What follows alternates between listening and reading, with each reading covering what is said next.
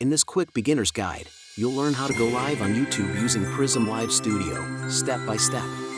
First, download and install Prism Live Studio from the official website, then open the app on your computer.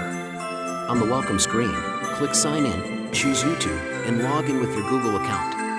Allow Prism to access your YouTube channel so it can create and manage your live streams for you. Once you're signed in, Prism will open the main studio.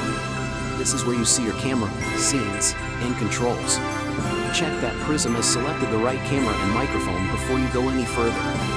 Now set your stream title and description so viewers know what your live is about. Choose your privacy, set it to public for everyone, unlisted for sharing with a link, or private for testing.